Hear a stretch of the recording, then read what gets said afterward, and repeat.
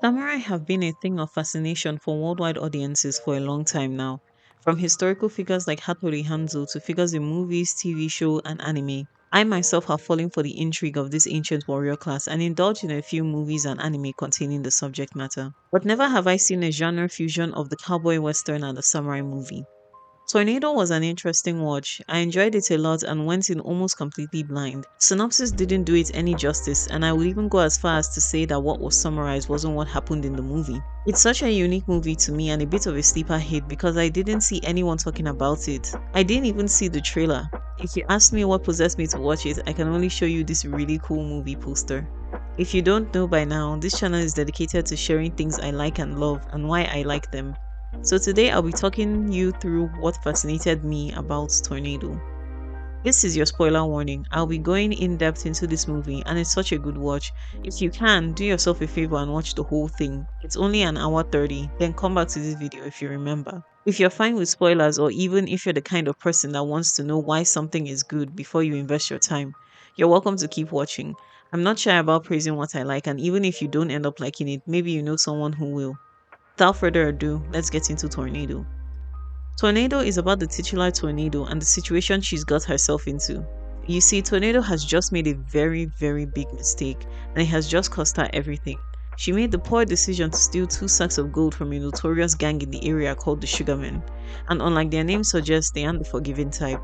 They catch up with Tornado and her father and proceed to search the wagon before killing Fujin, her father, and forcing her on the run. One thing I like about this movie is that Tornado really grows from this. In many samurai movies, the way of the samurai or Bushido is a strict code not just for real samurai but for media samurai as well. This often leaves them with no character arc, making them flat characters, following Bushido to the end of the series. This is not a bad thing. Unlike many media critics would suggest, I love flat characters. When someone already has the wit and resilience built into them, you can be sure the same wit and resilience is what will get them out. Take Coraline for example, who happens to be one of the best examples of a flat character. Playfulness, grit, and smarts are what help her escape the other mother and her tricks. There was no need for Coraline to grow as a character when she already started the story equipped with the skills she needed to aid her in her adventures. She reaches a realization at the end, but it is not an overhaul of those beginning traits. You understand? And you know it's not a modern samurai video without bringing up Musashi Miyamoto, or as many know him, the I Have No Enemies character from the manga Vagabond, who starts out as a very inexperienced, violent little criminal. Oh my god, this guy was Lucky a menace. But all great heroes start out as one. After a fresh start, our Vagabond dons the new name Musashi Miyamoto and begins his journey. Back to Tornado. She starts out this movie as many young girls would. She's a bit lazy, impatient, bored, and disillusioned with her life on the road. You can tell she wants more to life when she asks her father if he ever wishes their lives were different. He doesn't answer her, by the way, in typical parent fashion. Her life changes when she sees a boy pickpocketing the crowd her father's traveling puppet show has drawn. Boy, who remains unnamed until he dies, steals the fat stacks of gold from the Sugarman gang who had also stopped to watch the show. Tornado sees this as her chance for a better life and hides him in the wagon as the sugarmen are looking for the gold. Unbeknownst to her, Little Sugar, who is the son of the boss, whose name is also Sugar, has seen her smuggle the kid into the wagon compartment.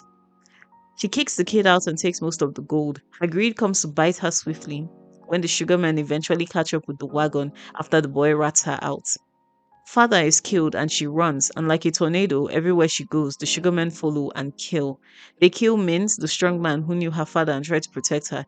They kill the knife throwing guy, who genuinely was minding his own business. They even harass a family whose house Tornado just happened to hide in. Eventually, her actions kill the little boy too.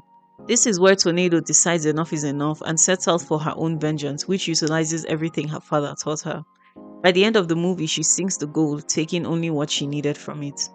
Let's talk about our antagonist. Now, I consider Little Sugar to be the main antagonist Tornado faces, and the gang to be the secondary antagonist. You might be wondering, hey Moon, doesn't she hate all the Sugarmen?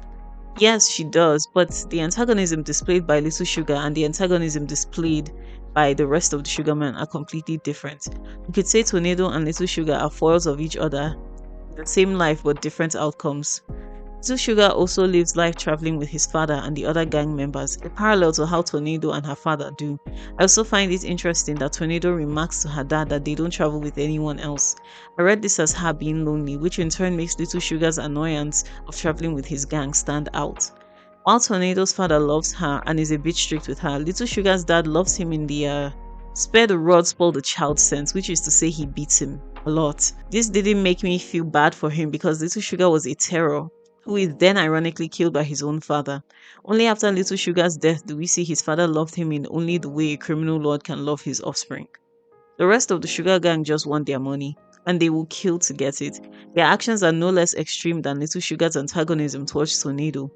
For him, it's personal, and you can see it in his face when Tornado tells him her father never beat her. It's a quietly powerful scene.